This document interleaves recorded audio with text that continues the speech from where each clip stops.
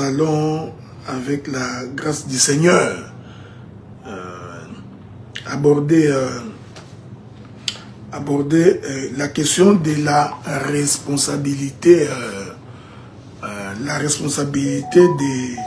de l'Église, ok? De la responsabilité de l'Église face à la crise que nous connaissons au Congo. Je me permets de vous dire que je n'ai pas beaucoup l'habitude d'intervenir en ce qui concerne les questions politiques.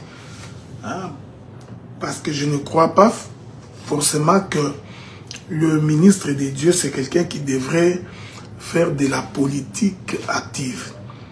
Mais face à certaines injustices, à un certain nombre de comportements, à certaines manières de vivre, nous nous sentons dans l'obligation d'intervenir. D'intervenir, d'autant plus que même Jean-Baptiste est allé intervenir lorsque Hérode a pris la femme de son frère. Ok, donc lorsque David prend la femme de son serviteur, il a fallu que le prophète aille le voir pour lui dire que ce que tu as fait, c'est mauvais. Lorsque Saoul a désobéi à la voix de l'Éternel, en allant récupérer ce que Dieu lui avait demandé de vouer par interdit, il a fallu que le prophète aille voir le roi Saoul pour lui dire que ce que tu fais est mauvais.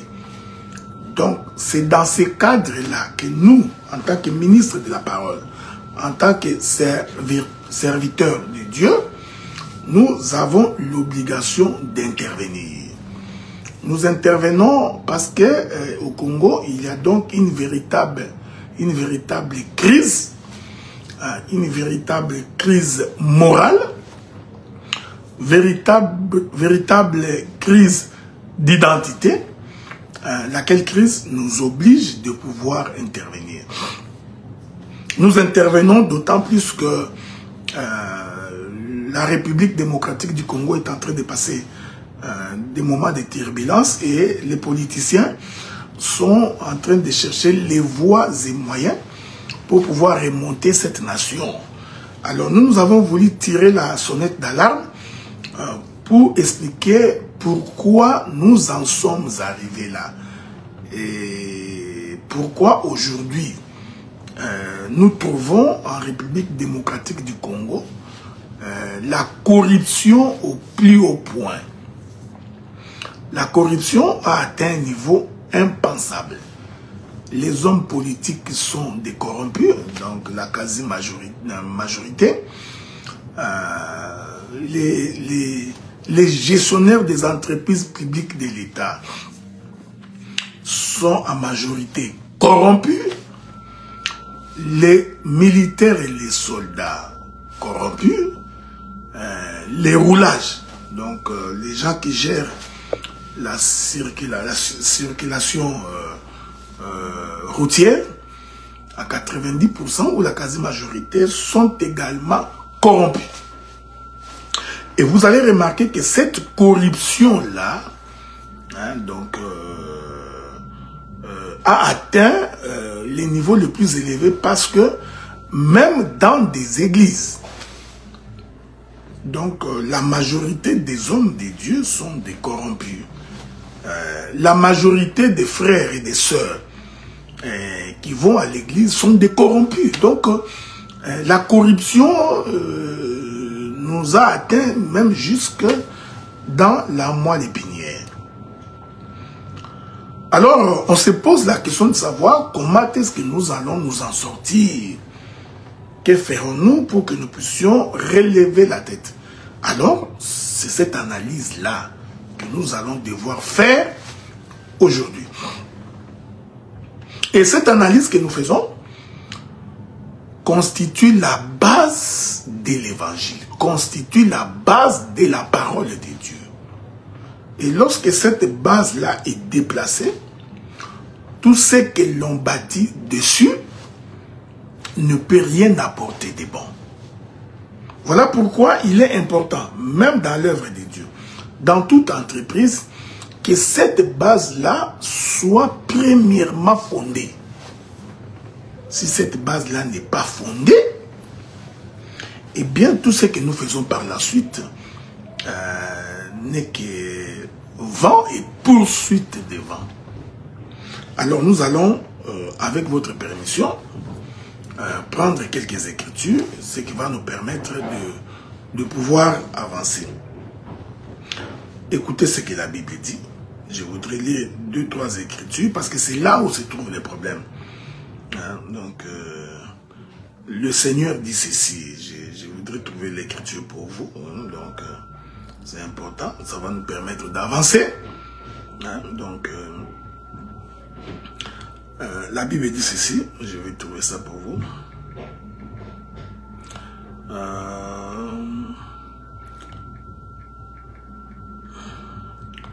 Le Seigneur est en train de poser le fondement de l'évangile. Hein? Donc, en ce qu'il faudrait que le pécheur puisse se repentir. C'est ça. C'est ça le fondement de la Bible. Okay? Bon, je prends.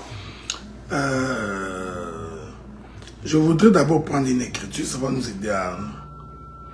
Luc chapitre 15, le verset 7. Prenons d'abord les livres de Luc chapitre 15, le verset 7. Nous allons lire avec vous Luc chapitre 15, le verset 7. Hein, l'écriture dit quelque chose de très important, ce qui va nous permettre d'avancer. Bon, lisons ça. J'ai lu au nom du Seigneur, ok? Verset 7 de Luc chapitre 15, il est écrit, « De même, je vous l'ai dit, il y aura plus de joie dans les ciels pour un seul pécheur qui se répand que pour 99 justes qui n'ont pas besoin de la repentance. »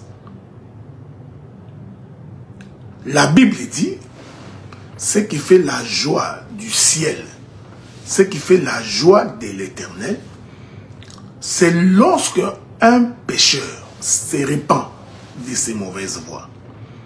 Mais vous savez, pour que le méchant se répande de ses mauvaises voies, il faudrait qu'il y ait des prédicateurs. Donc, sans prédicateur, il est donc impossible qu'un méchant puisse se repentir. Mais, faudrait-il encore que ces prédicateurs qui viennent annoncer la parole annonce un message précis et clair pour que le méchant se répande. Voilà pourquoi aujourd'hui, nous avions passé beaucoup de temps dans les prophéties et dans les révélations et nous avions négligé la conversion du cœur. Nous avions négligé la repentance de l'homme. Nous avions négligé que l'homme quitte des ténèbres à la lumière. Nous avions passé beaucoup plus de notre temps dans la révélation. Je parle d'abord dans ce que nous appelons communément les assemblées des saints. Nous avions passé la majorité de notre temps dans la révélation, dans la connaissance et dans la prophétie. De telle sorte que un impudique, quand bien même qui vient au culte, pendant des années, il reste impudique. Un voleur qui vient au culte pendant plusieurs années reste un voleur. Celui qui se moque des autres, celui qui génère la calomnie, il est au milieu de nous pendant des années sans réaliser que les actes qu'il est en train de déposer, ce sont des actes d'un homme méchant. Ce sont des actes d'un homme qui n'a pas connu Dieu. Pourquoi? Parce que pendant tout ce temps, nous n'avions pas mis l'accent sur la sanctification. Il est écrit dans la Bible, rechercher la paix avec tous, et la sanctification sans laquelle personne ne verra le Seigneur. Donc, la sanctification est la chose la plus importante dans l'œuvre de Dieu. C'est cela qui est la cause de l'homme congolais. C'est ce qui est la cause de la crise de l'homme congolais. C'est-à-dire, nous avons dans nos églises des inconvertis. Lesquels inconvertis vont plus tard assumer les fonctions publiques, devenir des gouvernants, des parlementaires, des sénateurs, et ensuite de devenir aussi des gestionnaires de la chose publique. Est-ce que vous comprenez cela? Donc, nous trouvons à la tête du pays, nous trouvons dans le gouvernement, dans les institutions, des inconvertis, c'est-à-dire des gens qui n'ont pas connu Dieu. C'est ça le problème. Mais regardez, mais la responsabilité vient de nous, les pasteurs. C'est de nous que ça vient, cette responsabilité. La responsabilité vient de nous, les prédicateurs. Pourquoi? Parce que nous n'avions pas rappelé à ce peuple. Nous n'avions pas dit au peuple. Nous n'avions pas expliqué au peuple que quand on croit au Seigneur, on doit abandonner la vie du péché. Nous ne sommes plus à l'époque où quelqu'un, lorsqu'il pêche, il demande pardon. Ou il s'afflige. Les hommes n'ont aucune affliction lorsqu'ils commettent les péchés. Ils n'ont pas de l'amertume. Il n'y a aucun regret dans le cœur de l'homme quand il commet un péché. Aucun regret. Donc, il peut te voler, il peut t'escroquer, il peut te calomnier, mais il continue à venir à l'église chaque jour. Il chante, il danse, il crie Amen. On continue à lui dire que Dieu te bénira. On continue à lui dire que tu prospéreras. On continue à lui dire que tes histoires marcheront. On continue à lui dire ça. Alors que l'on sait pertinemment bien que cet homme ou cette femme, c'est un inconverti. Donc, l'Église a failli à sa mission. Quelle est la mission? D'apprendre aux gens la crainte de l'Éternel. Les gens se calomnient en plein culte. Maintenant, ce sont ces frères-là de l'Église qui deviennent plus tard des gouvernants. C'est eux qui vont plus tard gérer la chose publique. La République. Ce sont ces gens-là, justement, qui deviendront plus tard des ministres. Vous voyez? Et nous nous plaignons que ce pays ne développe pas. Mais non, honnêtement, ça ne peut pas développer parce que les gens n'ont pas même un brin d'intégrité. Ils n'ont aucune crainte de l'Éternel. Voilà pourquoi ils volent aussi facilement l'argent de l'État. Ils sont dans des commissions exagérées. Lorsque les investisseurs viennent au pays pour investir, le ministre demande à ce qu'ils soient actionnaires dans un investissement privé. Alors qu'il sait que c'est incompatible à sa fonction. Le ministre exige qu'on lui paye l'argent, avec lui ses conseillers, ses directeurs de cabinet et autres, exige qu'on leur paye l'argent pour qu'un dossier aboutisse. Or, ils savent parfaitement bien. Cet aboutissement de ces dossiers-là donnerait du travail au peuple. donnerait du travail à une maman dans la région.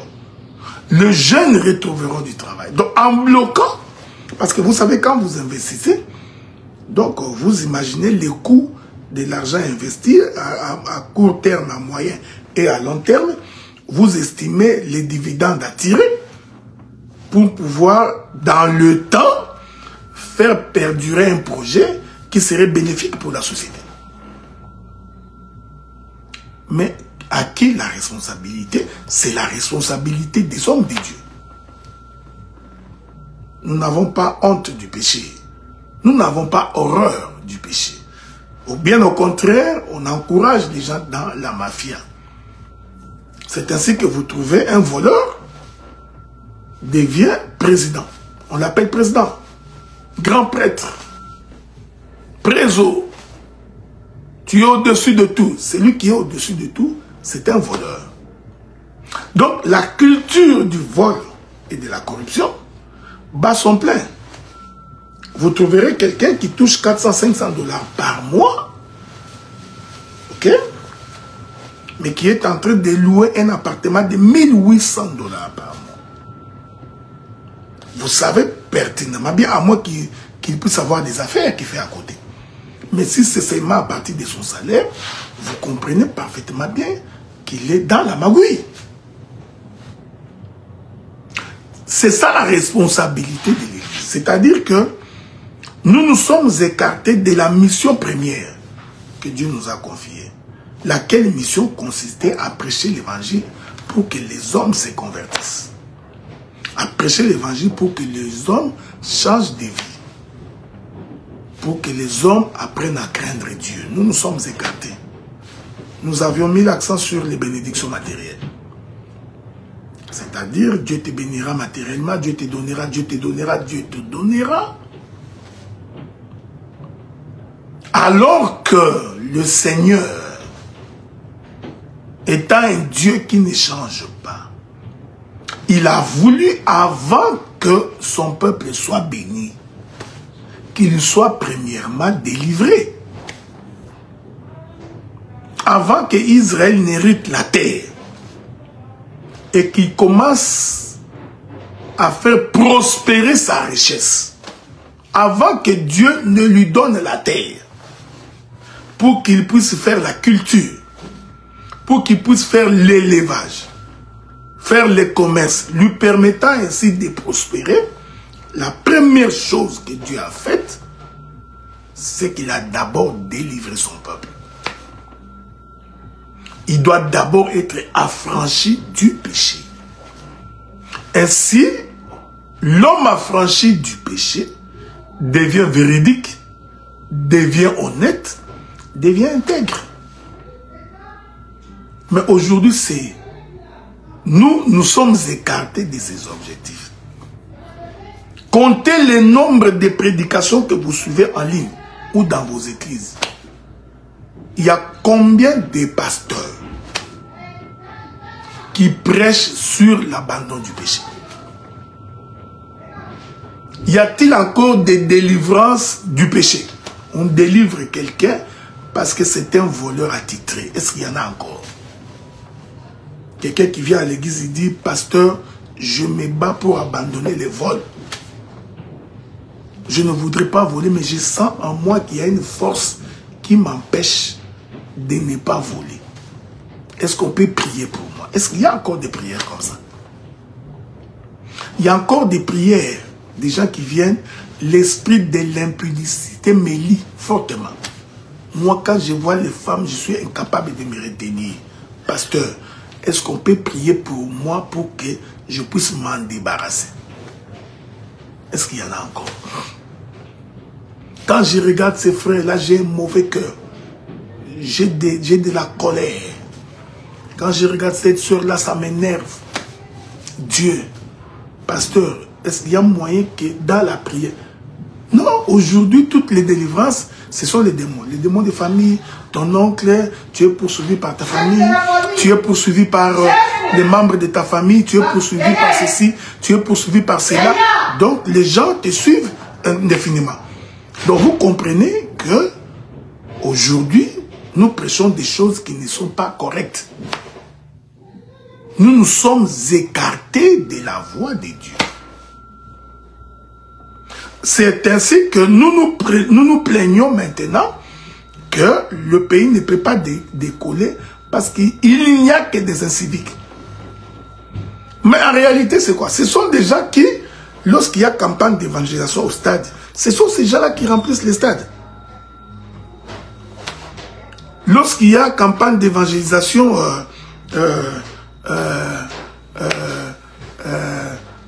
sur la 7e rue, ce sont ces gens-là qui viennent à gogo. Quartier NG, Sainte-Thérèse, je ne sais pas moi quoi. Ce sont ces gens-là qui viennent, qui remplissent ces lieux-là, qui sont en train de chanter avec les Maïka Lambayi, les Moïse Mbiye. Ils chantent, donc ils font la vie. Ce sont tous ces gens-là qui sont en train de chanter comme ça. Mais ce sont ces mêmes personnes-là, des voleurs. Mais ce n'est pas de leur faute. C'est parce que la prédication n'est pas la prédication de la repentance. La mission première pour laquelle le Seigneur est venu sur la terre, c'est pour que celui qui avait une mauvaise vie puisse acquérir une nouveauté de vie, partir des ténèbres à la lumière. Quand vous voulez condamner les péchés, les fidèles s'énervent. Nous faisons face à des fidèles qui commencent à nous dire quoi prêcher. Oh non, pasteur, tu ne peux pas prêcher ça, ça c'est parler de nos vies privées. Non, nous sommes justement là pour que vos vies privées changent. C'est pourquoi nous sommes là. Nous sommes là pour que votre manière d'être change. Vous voulez que nous fassions quoi? Regardez, les hommes de Dieu s'insultent dans les réseaux sociaux, des prédicateurs. Vous vous posez la question, mais comment voulez-vous que les fidèles changent quand déjà les prédicateurs eux-mêmes s'insultent en public? Il y a des gens qui trouvent des formules polies d'insultes. Ce sont des insultes. Ce que tu dis, c'est technique, diabolico, satanico, ce sont des insultes, mais de façon imagée. Quand les réseaux sociaux deviennent un endroit où les gens se lancent des balles de ping-pong, vous voulez que l'église devienne quoi? On demande à un prédicateur que ce que tu as fait là est mauvais, tu ne devrais pas dire ça parce que tu es un homme de Dieu. Il dit non, c'est un païen, il doit en sentir. Et cette répercussion vient dans les membres de l'église.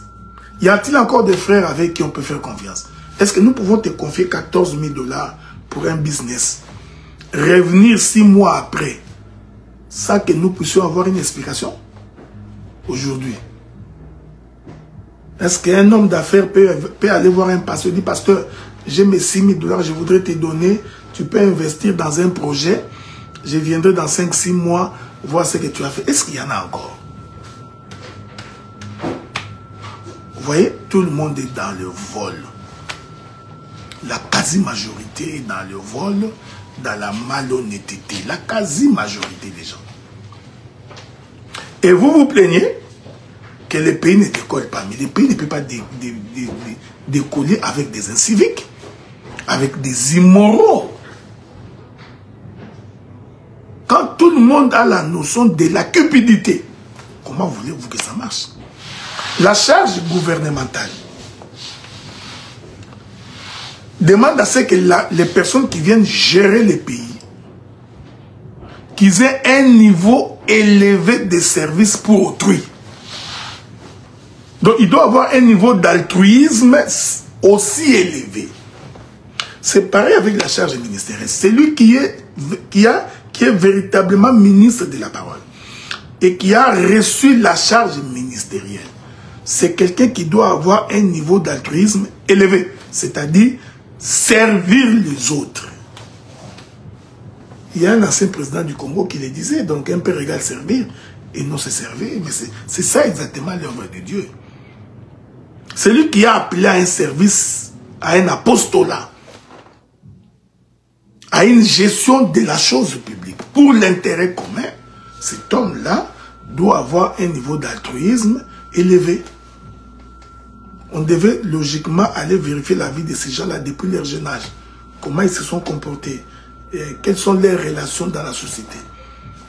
De quelle manière il est entré. Est-ce que ce n'est pas un égocentrique?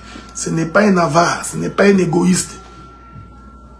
Ce n'est pas quelqu'un qui fait passer ses intérêts personnels avant les intérêts des autres. Des gens comme ça ne peuvent pas prendre la charge de la chose publique. Mais pour en arriver là, il faut que tu sois enseigné de Dieu. De Philippiens chapitre 2. Philippiens chapitre 2, nous allons lire cette écriture-là, vous permettez, Philippiens chapitre 2. Écoutez ce que la Bible dit. Philippiens chapitre 2, je vais commencer par le premier verset. La Bible dit, si donc il y a quelque consolation en Christ, s'il y a quelque soulagement dans la charité, s'il y a quelque union d'esprit, s'il y a quelque compassion et quelque miséricorde, rendez ma joie parfaite. Ayez un même sentiment, un même amour, une même âme, une même pensée. Ne faites rien par esprit départi ou par vaine gloire, que l'humilité vous fasse regarder les autres comme étant au-dessus de vous-même, et que chacun de vous, au lieu de considérer ses propres intérêts, considère aussi ceux des autres. Voyez-vous? Donc celui qui veut être au service du peuple, au service des autres, devrait mettre ses propres intérêts en quarantaine pour voir l'intérêt des autres. Vous voyez? C'est ça la difficulté que nous avons. Donc, la responsabilité de l'Église aujourd'hui se résume par le fait que nous n'avions pas prêché l'évangile de la croix. Lequel évangile de la croix a fait que le Seigneur a accepté de mourir pour nous, de porter nos péchés, pour que nous marchions en nouveauté de vie. Et quand nous avons des hommes nouveaux, des hommes renouvelés d'esprit, et lorsque ces hommes-là monteront pour gérer la chose publique, la république, ces hommes-là seront honnêtes et intègres parce qu'ils ont déjà imprégné les valeurs de Dieu. Non? Vous arrivez au Congo, vous trouvez que toutes les mamans, la quasi-majorité des mamans qui vendent les arachides sont malhonnêtes. Ils ont un gobelet, ils ont mis gobelet, ces gobelets des haricots, c'est 1000 francs. Ok? Mais en bas du gobelet, ils ont mis un chiffon qui vient presque jusqu'à la moitié du gobelet. Alors quand il met les arachides, il met les arachides au-dessus. Toi, tu penses que le gobelet est plein. Le gobelet n'est pas plein. Il est à moitié vide ou à moitié plein. Vous voyez? Du vol enregistré, normalisé. Du jamais vu. Vous venez pour monter dans un transport. Ok? Ou vous venez pour prendre une moto. Vous venez pour prendre une moto parce que vous voulez vous déplacer. La course est de 2000 francs. Celui qui roule la moto, c'est un frère. Il va à l'église les dimanches. Il te regarde la manière dont tu es habillé, de haut vers le bas, et il te dit que c'est 6000 francs. Même ses collègues motocyclistes qui sont à côté de lui regardent cet homme de la manière dont il a donné les prix. Je me suis déplacé de Kassavou vers Triomphal pour me rendre à Salongo. Il y avait de l'embouteillage partout. Je descends d'un taxi, je dis je vais prendre une moto. J'arrive, les gars du moto me regardent, ils montent, ils me regardent. Il me dit 10 $. Donc, ils ont intériorisé, normalisé la fraude. Vous voyez, la faute c'est qui? C'est la faute de l'église, du pasteur. C'est la faute de celui qui enseigne des choses. Je vais vous raconter une anecdote. J'avais pris une dame la semaine passée dans mon auto. Quand je l'ai déposée, la dame a oublié 700 $ dans ma voiture. Avec son portefeuille. J'ai dû la contacter pour qu'elle vienne récupérer son argent. J'en parlais à un frère, à un ami, quelqu'un que je connais.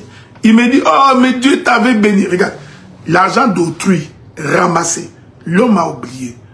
Il y a un autre qui lui dit que non, c'est Dieu qui te l'avait donné. C'est comme au Congo, hein, quelqu'un qui se promène sur la voie publique, il trouve que quelqu'un a fait tomber l'argent.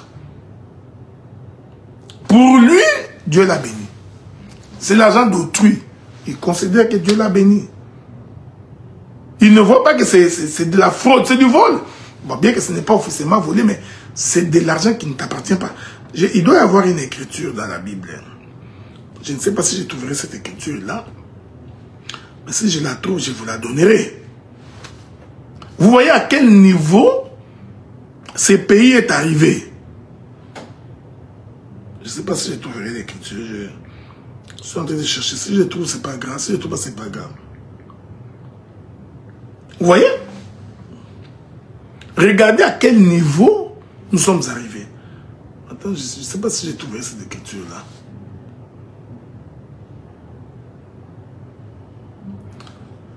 Ah, je ne sais pas. Attendez.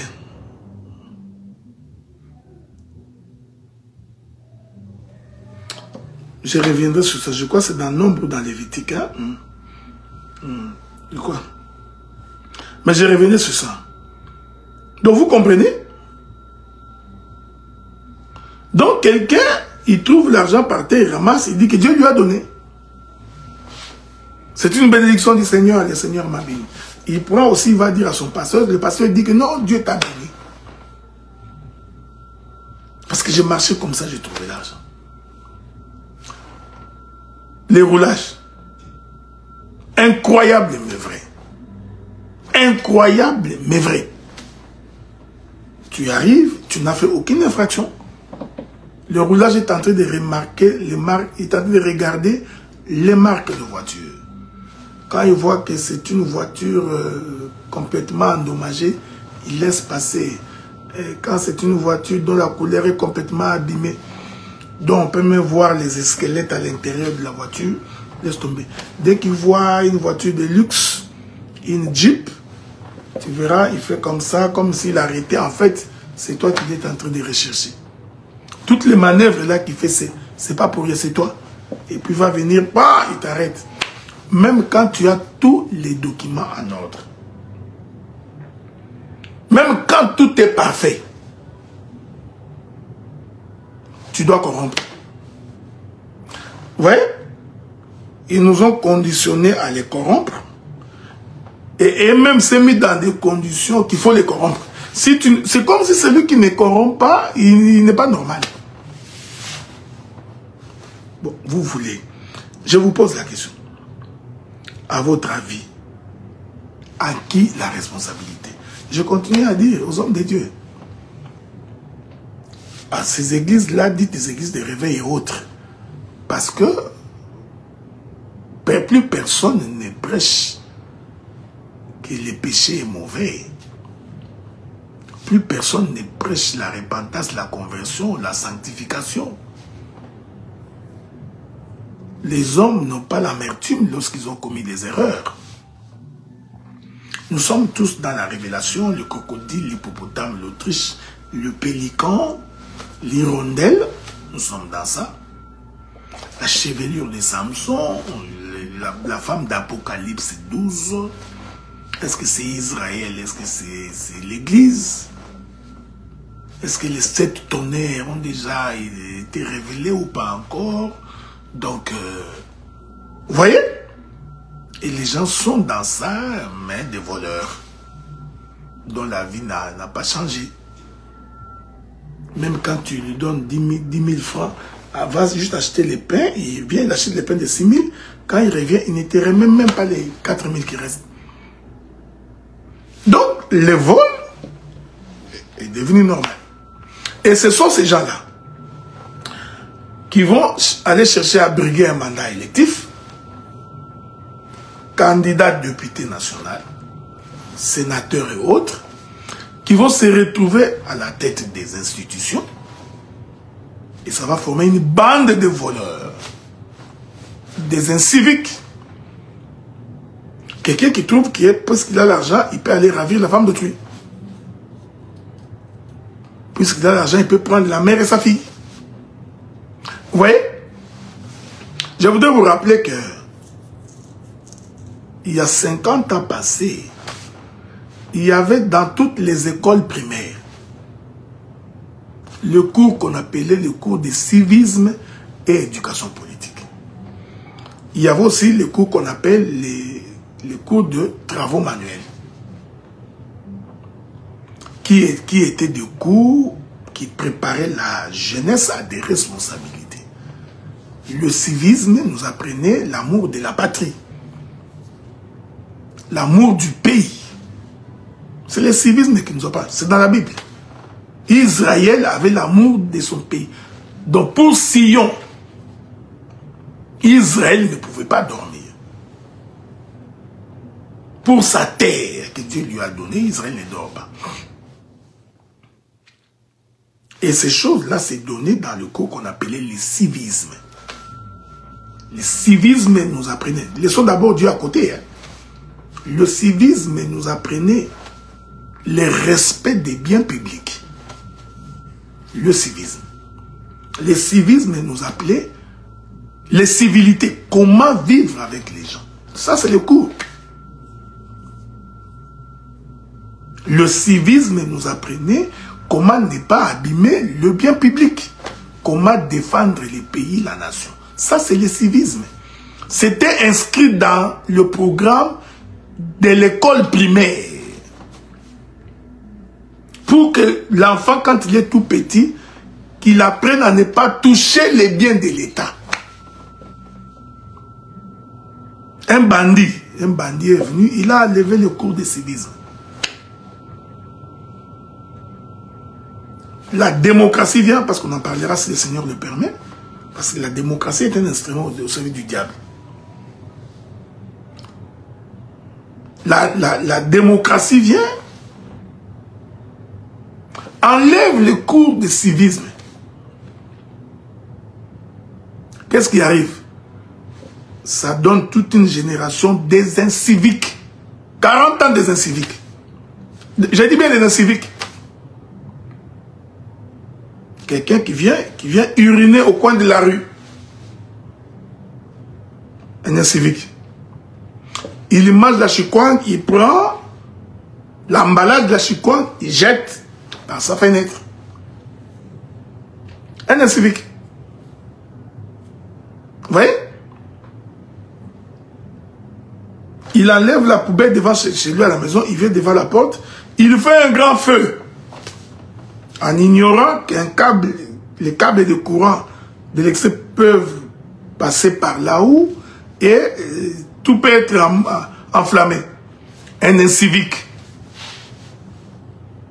L'incivique n'a pas le respect du code de la route. Est-ce que vous vous imaginez? C'est là où le pays est arrivé. Et ensuite, on va enlever le cours de l'éducation politique. Chose qu'on apprenait aux gens, la gestion de la chose publique. La gestion de la cité.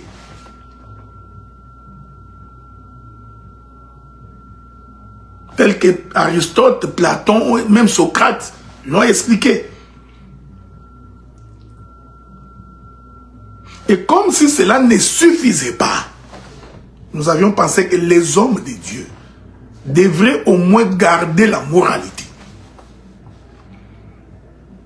Pour que même s'il y a des infidèles, même s'il y a des malhonnêtes, mais que l'on trouve au moins dans les corps ecclésiastiques, des hommes, des dieux, dignes de confiance, qui sont honnêtes, qui craignent Dieu, et qui apprennent aux fils et aux filles de Dieu le respect de la parole de Dieu. Non, non, non, non, non, non, non. Les hommes de Dieu également, à leur tour, qu'est-ce qu'ils font? Ils prêchent l'argent. Tout tourne autour de l'argent. Tout tourne autour de la bénédiction matérielle. Et vous imaginez dans un pays où 90% des jeunes sont des chômeurs. Ils sont des chômeurs parce qu'il n'y a pas du travail. Et vous dites à ces gens-là qu'ils vont prospérer matériellement. Vous leur prêchez la prospérité. Je ne sais pas si c'est de la magie. Ou vous pensez que la manne va tomber du ciel. Comment un prédicateur, dans un pays où à 90% les jeunes sont chômeurs, parce qu'il n'y a pas du travail, vous continuez à prêcher aux gens que vous serez prospères. En fait, vous les incitez au vol. Vous les incitez au vol. Et vous réclamez les offrandes, les collectes, les dîmes. Quand vous lisez votre Bible, parce que certains ne le savent pas, Dieu demande à Israël de donner sa dîme et autres. Mais remarquez que l'Israël n'a jamais donné sa dîme pendant les déserts. Tout le temps qu'Israël marchait dans les déserts, Israël n'a pas donné la dîme. C'est important de comprendre cela. Parce que Dieu avait dit à son peuple que lorsque vous arriverez dans votre terre, parce que jusque-là vous êtes pèlerins, vous êtes voyageurs, lorsque vous prendrez possession de la terre que je vous ai promise, alors vous ramènerez vers moi le produit de la terre, le produit du gros et du menu bétail. Parce qu'il appartenait à l'homme de valoriser sa terre. Et lorsque la terre est valorisée, cette terre maintenant va produire de la richesse, lequel richesse va créer la prospérité. Mais une terre non valorisée, vous prêchez la prospérité. Même la loi de l'agriculture nous apprend que même lorsque vous semez dans une terre, vous attendez que cette terre passe des moments jusqu'à la pluie et que les grains que vous aviez semés puissent germer et vous puissiez en récolter. Mais non, le pays complètement malade. Au lieu même que l'Église incite les hommes à investir dans le business, qu'ils investissent dans leurs affaires. Non, non. Vous leur promettez mots et merveilles, alors qu'ils ont la terre qui peut produire la terre. Alors qu'ils ont la terre, ils peuvent faire l'élevage. Ils ont la terre, ils peuvent devenir fermiers. Je voudrais prendre un exemple en passant. La ville de Kinshasa a atteint dans le 20 millions d'habitants. 20 millions d'habitants. Tout le Canada, on est à 33 millions d'habitants. Tout le Canada. Le Canada, c'est comme un continent. On est à 33 millions. Mais Kinshasa, lui seul, à peu près 20 millions d'habitants. C'est-à-dire que chaque jour au Canada, non pardon, chaque jour au Congo, il y a 20 millions de bouches à nourrir. 20 millions, j'ai dit chaque jour, de bouches à nourrir. C'est comme ça que vous avez remarqué que les Indiens, les Pakistanais, les autres là sont plus intelligents. Tout ce qu'ils ont fait, ils ont créé des supermarchés partout. Parce qu'ils savent que vous mangerez. Et j'apprends même que derrière les supermarchés, ils ont même acheté des hectares où ils font des plantations. Maintenant, l'homme congolais manque de leadership, on ne lui apprend pas comment s'en sortir. Je voudrais que vous m'expliquiez comment quelqu'un débarquerait dans un pays comme le Congo, mais vide. 3 ans après, il devient millionnaire. Est-ce qu'il y a moyen de m'expliquer ça? Comment? Il est comme toi, un individu comme toi. Il débarque mais vide. Un Chinois, il débarque mais vide, comme toi. Dans ton propre pays, lui devient millionnaire. Il crée une entreprise, toi tu es incapable de t'en sortir.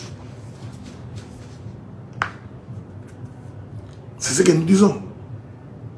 Ça prend des hommes intègres, des hommes qui ont des visions. Vous allez remarquer cette chose-là, la répercussion même dans nos églises. Un ministre de Dieu, 20 ans, 30 ans, il n'y a pas d'innovation. Il ne crée rien. Il est habitué à aller à l'intercession mardi, vendredi, dimanche il prie, il rentre chez lui.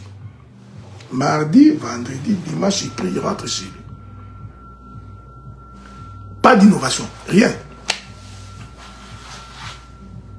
Il attend qu'on lui donne l'argent des offrandes. Il attend qu'on lui donne l'argent des dons, des dîmes. Vous voyez? C'est malheureux. C'est très malheureux. Mais comme j'ai dit, c'est de la responsabilité des prédicateurs. Vous avez abandonné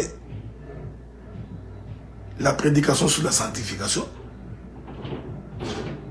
Les pécheurs se sont endurcis en devenant de plus en plus méchants. Est-ce que vous pouvez imaginer que dans le milieu ecclésiastique, les hommes s'empoisonnent? Les hommes, ils s'empoisonnent, ils s'empoisonnent. Nous étions habitués, quand on finit les cultes, nous allons chez les pasteurs, on arrive, on mange, on boit, on cause et puis on rentre. Qui le fait encore? Tu finis, on te donne ton enveloppe, tu mets en poche, avec ton enveloppe, tu t'en vas. Parce que le pasteur a peur de t'inviter, parce que si il t'arrive quelque chose, on va l'accuser qu'il a empoisonné la personne. Vous voyez? Donc on empoisonne dans l'église. Remarquez, voyez à quel niveau nous sommes arrivés. Parce que les gens n'ont pas conscience que tuer quelqu'un est un meurtre. Et que celui qui tue risquerait d'aller en enfer. Il ne verra pas Dieu. Non, non, non, non. On a tout banalisé. Nous sommes en train de vivre les moments de ce qu'on appelle l'iniquité. L'iniquité a atteint son comble. Laissez-moi vous trouver une écriture là-dessus. Et puis on va finir. Ok? Donc j'ai dit, il y a la responsabilité des hommes. Je donnerai quelques pistes de solutions. Je voudrais lire une écriture dans Genèse, je crois. Parce que des fois, les gens ne comprennent pas quand est-ce que nous parlons de l'iniquité. Nous parlons de l'iniquité lorsque le mal devient normal. Lorsque le mal devient normal. C'est comme ça qu'on parle de l'iniquité. Genèse chapitre 15, verset 16. À la 4e génération, ils y reviendront ici, car l'iniquité des Amoréens n'est pas encore arrivée à son comble. Je prends Genèse chapitre 44, le verset 16. Judas répondit, que dirons-nous à notre Seigneur? Comment parlerons-nous? Comment nous justifierons-nous? Dieu a trouvé l'iniquité de tes serviteurs. Nous voici esclaves de mon Seigneur. Nous et celui qui s'est trouvé la coupe. Et celui sur qui s'est trouvé la coupe. Je voudrais également ajouter notre écriture. Je suis dans Deutéronome chapitre 15. Je vais lire à partir du verset 12. Non, verset 11. Lorsque des hommes se querelleront ensemble, l'un avec l'autre, si la femme de l'un s'approche pour délivrer son mari de la main de celui qui les frappe, si elle avance la main et saisit ces derniers par les parties honteuses. Tu lui couperas la main et tu ne jetteras sur elle aucun regard de pitié. Tu n'auras point dans ton sac 2 poids, un gros et un petit. Tu n'auras point dans ta maison 2 sortes d'effats, un grand et un petit. Tu auras un poids exact, juste tu auras un effat exact, juste afin que tes jours se prolongent dans le pays que l'Éternel, ton Dieu, te donne. Car quiconque fait ces choses, quiconque commet une iniquité est en abomination à l'Éternel, ton Dieu. La malhonnêteté. Il y a des gens qui sont malhonnêtes. On te donne l'argent pour aller donner à un frère 400 $. Toi, tu viens, tu donnes 280. C'est celui qui fait ça est dans l'église. On te donne l'argent pour remettre à un serviteur. Tu prends l'argent, tu bouffes. Ou remettre à un frère. Tu prends l'argent, tu bouffes. Tu as 2 mesures dans ta maison. Quand tu es en iniquité avec Dieu, tu es en abomination avec le Seigneur. Alors, le Congo démocratique, mon pays d'origine, on se pose la question pourquoi nous en sommes là. Je réponds, c'est parce que il y a une responsabilité des hommes des églises. L'homme de l'église est malhonnête. Lui-même est malhonnête. Toutes ses prédications et ses enseignements sont orientés dans le sens de soutirer l'argent. Pas dans le sens de faire changer quelqu'un. Pas dans le sens que quelqu'un puisse se convertir. Quand j'ai fait une relation avec une soeur ou un frère, la finalité est qu'il me donne l'offrande. J'ai dit la quasi-majorité des hommes d'église sont comme ça. S'il t'appelle régulièrement, c'est comment tu vas mon frère, comment tu vas, le Seigneur est avec toi. Je t'informe que derrière sa tête, l'offrande est ici. Quand tu le vois faire l'œuvre de Dieu avec précipitation, il va chez son frère très rapidement, chez sa soeur très rapidement, parce qu'il s'attend qu'on lui donne quelque chose. La cupidité nous a envahis. Et cette cupidité nous a tellement envahis. Il y en a d'autres qui sont devenus des flatteurs. On te donne 200 $, tu deviens flatteur. Tu flattes à longueur de journée. Tu deviens incapable de dire la vérité à ton frère lorsqu'il a commis un péché, lorsqu'il s'est détaché de la voie de Dieu. C'est pourquoi la Bible dit, c'est Salomon qui dit, le présent corrompt la conscience, rend aveugle le jugement. Pourquoi? Parce que nous sommes tous derrière l'argent, derrière les offrandes, derrière les dîmes. J'ai fait une intervention sur la dîme, je vais publier bientôt. Derrière les collectes. De telle sorte que même quand quelqu'un est dans le faux, on est incapable de lui dire la vérité parce qu'on est corrompu. Ainsi, toutes les prédications qui condamnent les péchés, les mauvaises manières, vous ne prêchez plus à l'église. Parce que d'abord, nous-mêmes, les prédicateurs, nous sommes dans les faux, nous sommes dans le vol, nous sommes dans l'impudicité, nous sommes dans la calomnie, nous sommes dedans, nous sommes dedans. Alors ça devient difficile que nous-mêmes, nous puissions tenir un discours contraire. On n'en tient pas tellement plusieurs années, au point où on a même oublié l'usage. Ok? Tellement que tu ne prêches plus le péché, que c'est mauvais. Tu ne prêches pas pendant 10 ans. Même ta bouche a oublié l'usage du péché. Alors, nous sommes tous dans les combats de ta famille, de ta maison, la prospérité, la délivrance. On est dans ça. Tout le monde est dans ça. Il y a une autre minorité de gens qui sont dans les interprétations de la parole. La connaissance, la révélation. Nous y sommes tellement plongés qu'un frère a escroqué une soeur dans le business. La soeur a tellement cru au frère parce qu'il parlait bien. Il pensait que parler bien, c'est le comportement. Non. Oh, mon frère, on va faire une affaire. Prends 15 000, 14 000. les gars pour 14 000 disparaissent dans la nature, comme un cheveu dans la soupe. Maintenant, ce sont ces frères-là qui deviennent des gouvernants, qui vont devenir députés, sénateurs, ministres, conseillers, gestionnaires des entreprises publiques. Et ces gens-là, ils volent sans motif de conscience. Ils prennent l'argent de l'État qui devient sa poche. Maintenant, je donne quelques pistes de solutions que nous proposons. La première chose qu'il faudrait faire, il faudrait qu'au niveau du ministère de l'Éducation, qu'on pense concevoir un programme sur les civismes, les valeurs.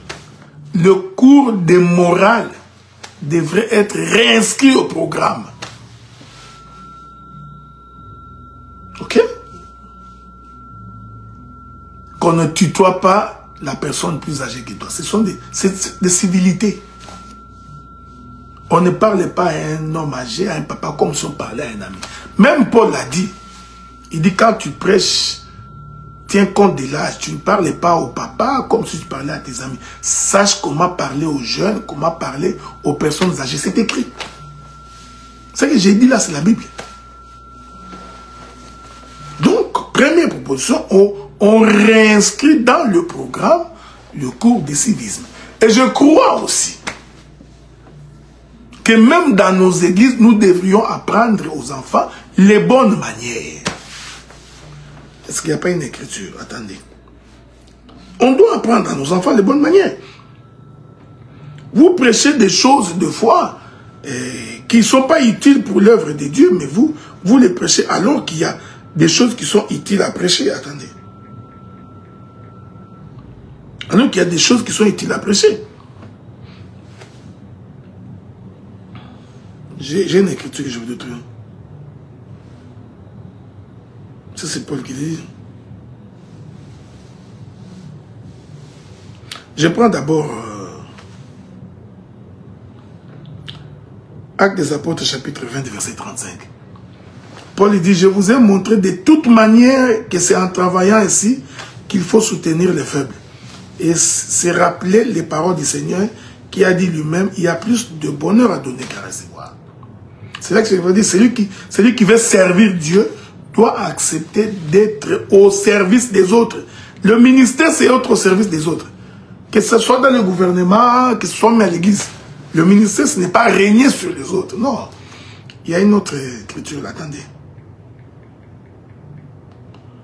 Ah, je vais vous trouver encore une autre écriture. Si le Seigneur le permet. Voilà. Je suis dans 1 Corinthiens chapitre 14, verset 40. Mais que tout se fasse avec bienséance et avec ordre. La bienséance, la manière de vivre, la manière d'être. La bienséance.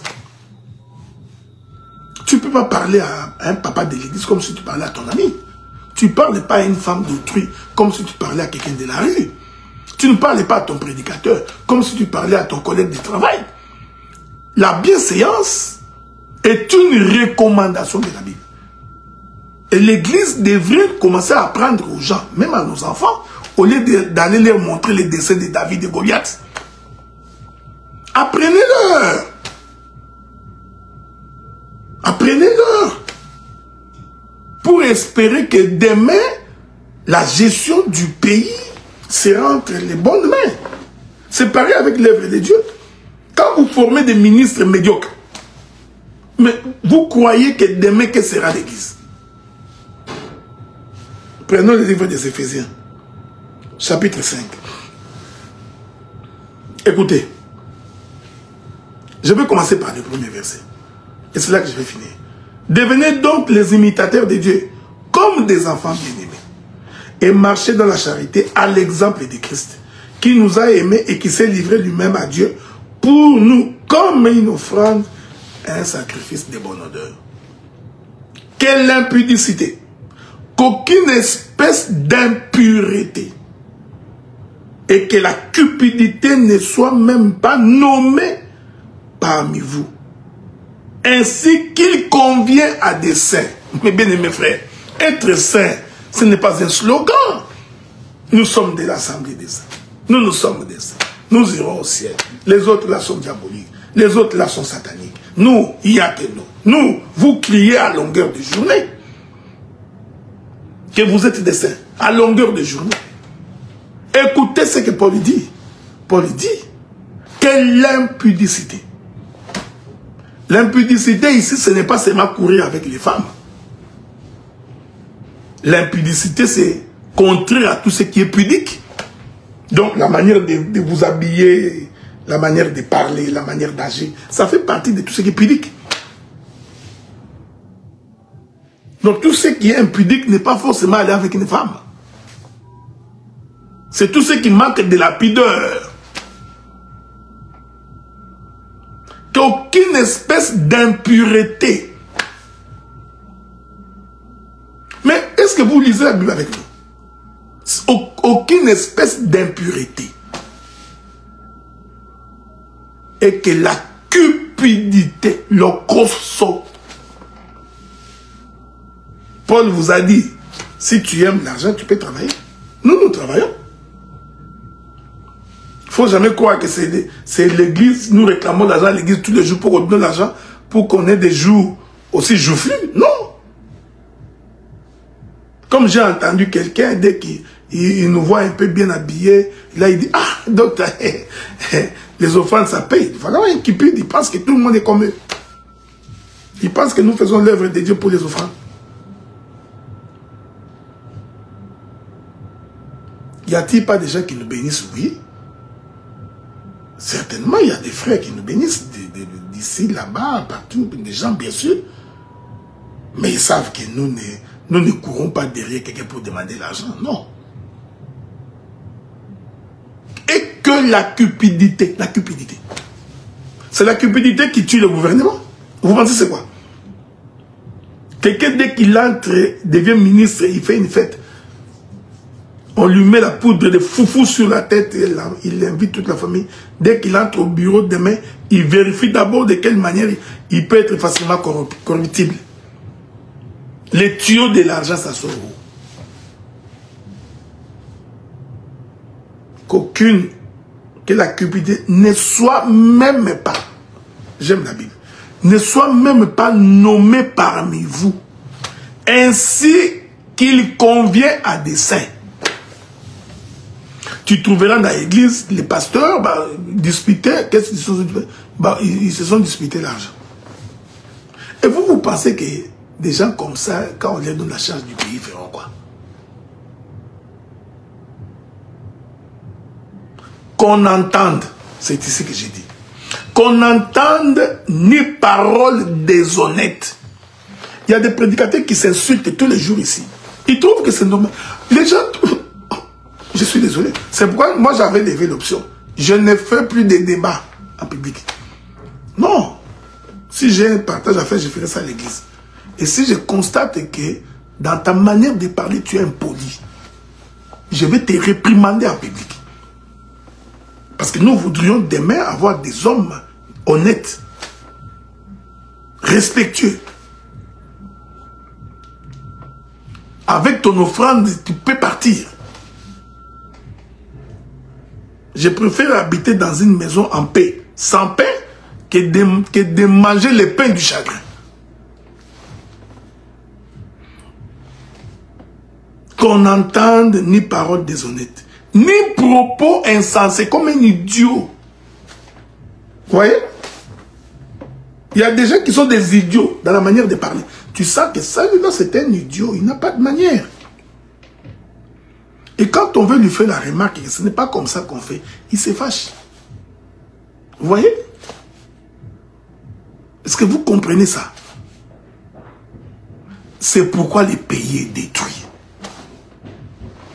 Je continue. Ni plaisanterie. C'est ça que j'avais dit. Tu vois, hein? Non, tu es au Dieu de la chair, tu fais des plaisanteries. Les pasteurs... Est-ce que vous comprenez ce que je dis? Il y a des pasteurs qui font des plaisanteries pendant la prédication. Lui pense que c'est un jeu, il blague. Il fait des blagues avec son interprète. Il fait des plaisanteries avec les membres de l'église. Il fait de la comédie. Il amène des choses de dehors, il vient raconter. Il laisse la Bible tranquille, il va sur autre chose. Il fait des plaisanteries. Il fait du théâtre, il vient raconter. La Bible interdit ça dans l'Assemblée des Saints. Parce que ça forge les caractères. Ça forge la manière d'être. Même en amour, c'est un plaisantin. C'est pourquoi tu n'es pas marié. Les femmes ne t'aiment pas à cause de ça. Parce que trop de plaisanteries, tu n'es pas sérieux. Trop de propos insensés.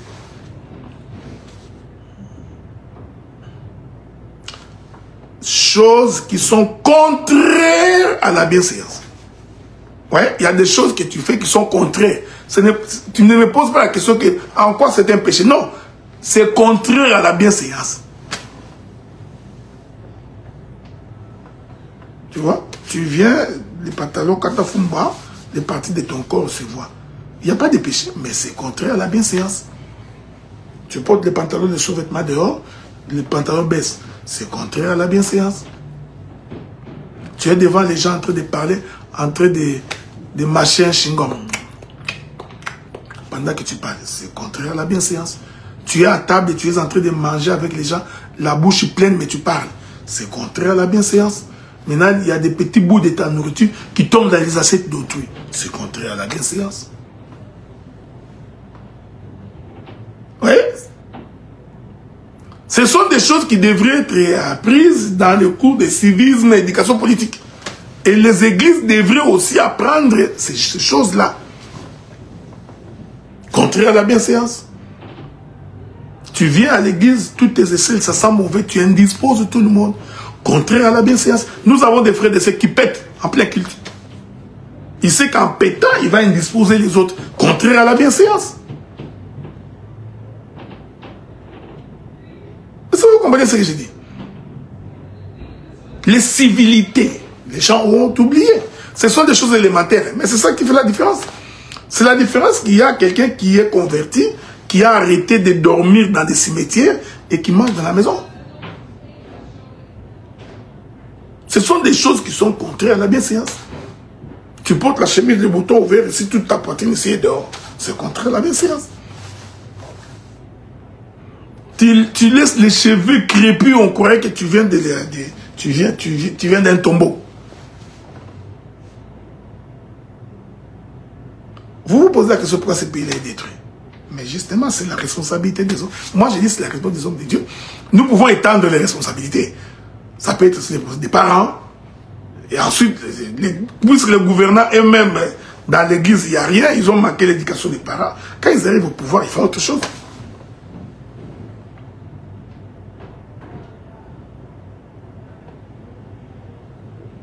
Je continue.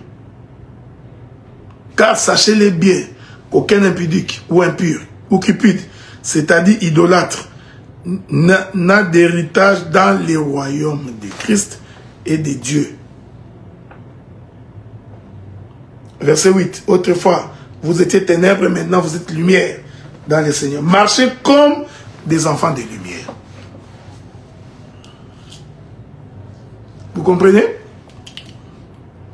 Ce pays-là est détruit. Je parle en tant que ministre de la parole, de la responsabilité des hommes de Dieu. Pourquoi? Parce qu'au lieu de faire la promotion des valeurs, au lieu de prêcher la crainte de Dieu, au lieu de prêcher l'honnêteté, l'abandon du péché, au lieu de prêcher la sanctification, nous nous sommes tournés vers les révélations, les prophéties, les connaissances, la prospérité, les succès, l'avancement, la démonologie. On s'est tellement focalisé là-bas que les valeurs ont été mises en autarcie. Ainsi, nous avons des gens qui ne craignent pas Dieu, qui volent, qui prennent les femmes d'autrui, qui détournent, qui fraudent. Et ces gens-là, demain, vont briguer des postes de responsabilité, députés, sénateurs, gestionnaires des entreprises publiques, gouvernants, jusqu'à devenir président de la République, mais qui n'ont aucune crainte de Dieu, aucun respect des choses publiques. Des inciviques à outrance. Nous arrivons dans un rond-point. Le feu, Congo. Voyez le niveau de l'incivisme dedans. Le feu est rouge. Moi, je viens, je m'arrête. Tout le monde me dépasse. Au feu rouge. Jusqu'à ce que l'un s'est arrêté, il me dit, ah, ça se voit que toi, tu n'habites pas ici. Un incivique tout fait. Maintenant, cet incivique-là, comme le feu est rouge, lui continue. Celui qui venait comme ça au feu vert ne va pas s'arrêter. Lui aussi continue. Nous nous retrouvons dans un petit rond-point, 200 voitures. Vous pensez que c'est la faute de qui? Et de là, il commence à s'insulter. Il s'insulte. Même celui qui croyait avoir raison ou avoir tort, il insulte l'autre, il s'insulte. Tu te poses la question, tu dis, mais même les animaux sont bien. La faute vient d'où? Mais des prédicateurs. Parce que ces gens-là vont à l'église. Imaginez-vous, les dimanches, les gens se mettent en route pour aller à l'église, se retrouvent dans un rond-point coincé à cause des embouteillages, à cause de l'idiotie d'un certain nombre de personnes. Ils s'insultent là, mais c'est pendant qu'ils sont en train d'aller au culte. J'ai même dit à mon bien-aimé, le pasteur Roger Kala, je lui ai dit, pasteur Roger, je crois que c'est ici vraiment que vous avez besoin de la repentance et de la demande de pardon. Parce que vous péchez à longueur de journée, vous péchez à outrance. Donc, 4 inciviques se retrouvent là. Il bloque tout. J'ai même vu quelqu'un, il vient, il éteint le moteur de sa voiture. Descend. Il n'a pas pitié des autres. Vous voyez, il n'a pas de compassion, il n'a pas de miséricorde. Marque des manières. Tu te poses la question. Ce qui est grave. Je vous avais dit que quand quelqu'un manque l'éducation, tu peux rater ton éducation à la maison, mais il faut quand même que l'église te récupère. Voilà pourquoi nous demandons aux hommes de Dieu de revoir les enseignements, de revoir la manière de prêcher. Nous sommes dans un, comme on dit, deux voies. Nous venons dans un. Le voiture vient sur cette voie, il y en a d'autres qui viennent de ce côté ici. Un militaire colonel de son état, il emprunte sans cynique. Il emprunte sans cynique l'autorité.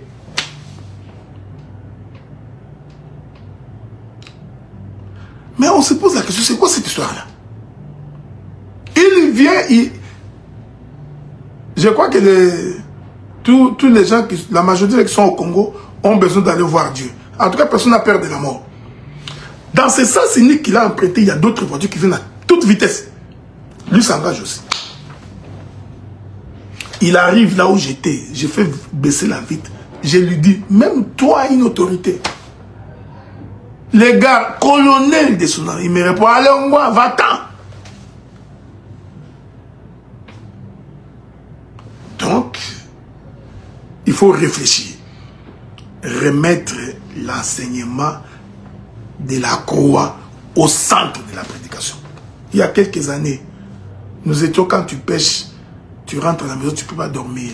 Tu as de l'amertume. Il faut que tu demandes pardon. C'est comme ça que nous étions.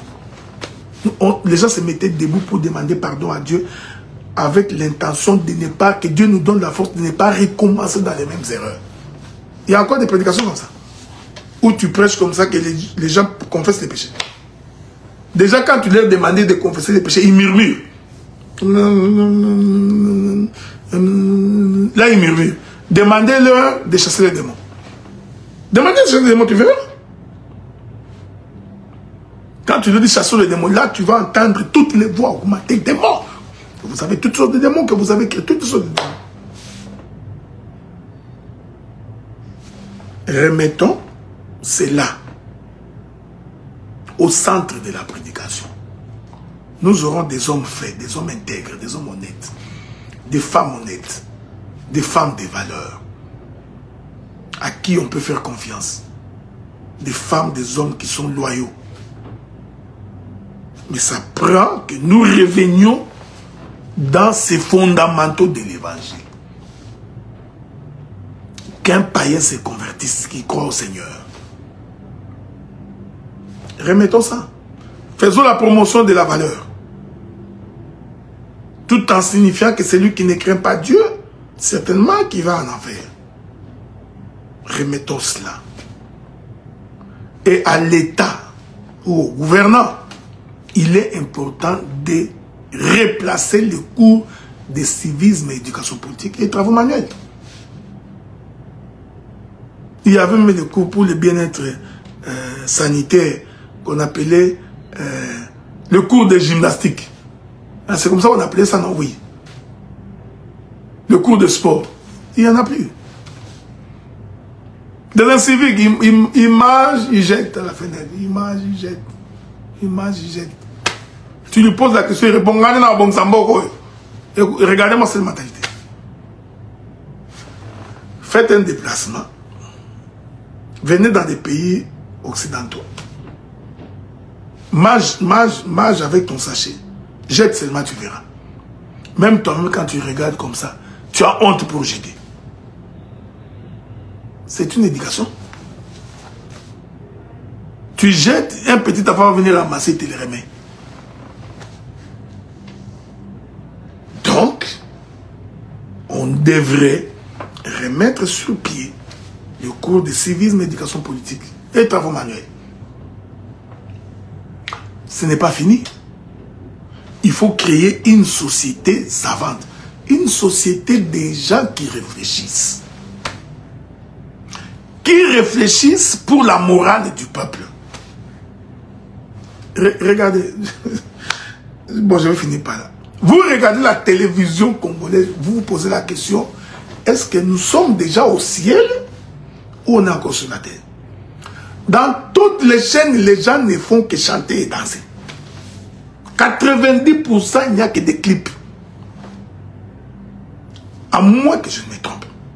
Vous y trouvez quelques émissions à caractère politique. Les émissions à caractère éducationnel n'existaient pas. Il y avait des émissions sur la santé. La santé aujourd'hui que vous regardez à la télé, rien que la santé sexuelle. On a l'impression que vous suivez un film porno mais raconté. C'est ce qu'ils font. Mais l'éducation sexuelle, non, on n'en parle plus. Il y avait une émission qu'on appelait à l'époque le code de la route. On apprenait à Jean le code de la route. On apprenait. Vous regardez la télé, code de la route. Chaque jour, cette émission-là passée. On a enlevé. Un pays, tu ne sais pas qui a les permis, qui n'en a pas. Qui est véritablement chauffeur qui n'est pas. Ah, Seigneur. Vous comprenez que c'est un problème de mentalité. Et la mentalité ne peut changer que lorsque les hommes de Dieu sont des hommes intègres, sont des modèles pour le peuple. Et lorsque l'enseignement porte sur l'intégrité, la probité morale. Et quand c'est fait, Dieu vous bénit. Voilà un peu, telle a été ma contribution. Aujourd'hui, donc, à cette question-là, je suis présentement à Toronto pour le mariage de ma petite soeur. Donc, mais demain, le matin, nous serons à Montréal. Donc, ça prend quoi, 6 heures. Nous serons à Montréal. Et puis, l'après-midi, nous serons à Ottawa. Donc, pour continuer notre enseignement. Je sais que ça fait longtemps qu'on n'est pas en ligne. Donc, vous avez perdu l'habitude. Mais on n'a pas le choix. Parce que nous avons beaucoup de choses à faire. Et comme j'ai écrit sur ma page, j'ai l'intention d'arrêter d'être actif dans 3 ans. Même 2 ans et demi. Donc dans 3 ans, je crois que nous allons faire ce que beaucoup n'ont pas fait, pour ne pas dire ce que personne n'a encore fait dans les assemblées des saints. Nous allons faire ça. C'est-à-dire que nous avions commencé l'œuvre, nous nous sommes battus pour cette œuvre-là. Aujourd'hui, l'église de Montréal comme d'Ottawa, ce sont des églises installées. Nous ne craignons plus rien. Nous avions formé des gens, nous continuons à former, mais dans 2-3 ans, nous allons prendre congé de la gestion de l'église. Ok? Donc, nous allons démontrer à tout le monde que l'église, c'est l'église du Seigneur. Ce n'est pas l'église d'un homme. Nous allons démontrer ça. Nous allons donner la gestion de l'Église à des hommes capables, à tous les ministres qui seront capables. Ils auront la gestion de tout. La gestion des prédications, la gestion des modérateurs, la gestion du culte, la gestion financière, la gestion organisationnelle. Nous allons céder. Donc, prenez-moi au mot, c'est ce que je vais faire. Et nous resterons là-bas pour orienter, pour conseiller, animer des conférences. Nous voulons prendre le temps pour écrire des livres, parce que nous avons beaucoup de choses à écrire. Alors, nous aurons ainsi le temps d'écrire, et nous aurons également le temps aussi, par moment, de nous occuper également de notre petite famille, tout en ayant un regard sur ce qui se passe de l'autre côté. Mais nous allons nous débarrasser de la gestion quotidienne, ok? Donc, voilà un peu. Je crois que le Seigneur vous aidera, donc vous gardera. Nous resterons à vous parler comme ça dans des émissions. Nous allons faire en sorte que nous commençons à passer en direct sur YouTube. Nous ferons des conférences en vidéo. Donc ce sont des choses que nous ferons. Voilà mes bien-aimés frères et sœurs, que la paix de Dieu soit avec vous. J'ai béni Dieu pour ce moment, donc j'ai fini.